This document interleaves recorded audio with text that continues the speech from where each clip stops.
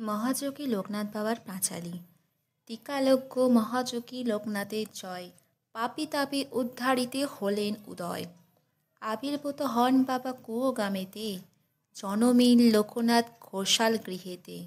পিতা রামকানাই ঘোষাল কমলা দেবী মাতা, ধর্মপরায়ণা তিনি সতী প্রতিব্রতা। একাদশ বর্ষ যবে লোকনাথ হল, ভগবান গাঙ্গুলি তারে সন্ন্যাসী দীক্ষা দিল। গৃহত্যাগ করি তার ত্যাজি পরিজন, গুরু সঙ্গে কালীঘাটে করে আগমন। বেণীবাঁধব বাল্যসাথী সঙ্গেতেই ছিল, শিষ্যদয়ে গুরু নানা যোগ শিখাইল।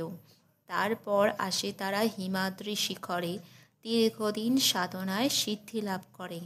তারপর গুরু সঙ্গে শিষ্য দুইজন, পৃথিবীর নানা দেশে করেন ভ্রমণ। বিভিন্ন ধর্মের তত্ত্ব জানিবার তরে, উপস্থিত হন মক্কা মদিনা নগরে। কাবুলে আসিয়া মোল্লা সাদির ভবনে, কোরআন শরীফ পাঠ করেন যতনে। বিশ্ব পরিক্রমা শেষে বেণীবাদব সঙ্গেতে, উপস্থিত হন চন্দ্রনাথ পাহাড়েতে। দাবানল জ্বলে ওঠে বনের ভিতরে, অগ্নি থেকে রক্ষা করে বিজয় গোস্বামীরে। বেণীমাধব চলে যান কামাখ্যা ধামেতে, বাবা নামে আসিলেন বারদি গ্রামেতে। বাবা চক প্রথমে কেহ চিনতে না পারে, পাগল বলিয়া সবে উপহাস করে। একদিন দুই ব্রাহ্মণের পৈতা জড়াইল, গায়ত্রী করিয়া বাবা তাহা খুলে দিল। চারিদিকে এই কথা হইল প্রচার, দলে দলে ভক্তবৃন্দ আসিতে লাগিল। অতঃপর আশ্রম হইল বারদিতে, বহু ভক্ত শিষ্য সেতা লাগিল আসিতে।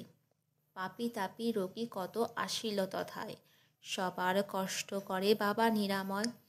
শিষ্য আর ভক্তের বাবা বলেন এ কথা, আমাকে ঠাকুররূপে পূজা করা বৃথা।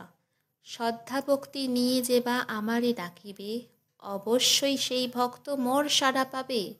আমি নেই এই কথা করো না মনেতে, ছিলাম আছি থাকবো সদা তোমাদের মাঝেতে। জলে স্থলে যখনই বিপদে পড়িবে, তখনই আমার কথা স্মরণ করিবে। এইরূপী লোকনাথ কত লীলা করে, কার সাধ্য সেই সব বর্ণিবারে পারে। 160 বৎসর বাবার বয়স হলো, মর্তধাম ত্যাজিতে বাবার ইচ্ছা হলো।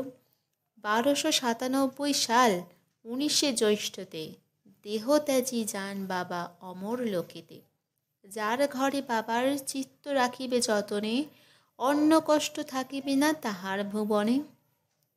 রোগ শোক দুঃখ কষ্ট সব দূরে যাবে, পুত্র পৌত্র সহ সবে আনন্দে থাকিবে।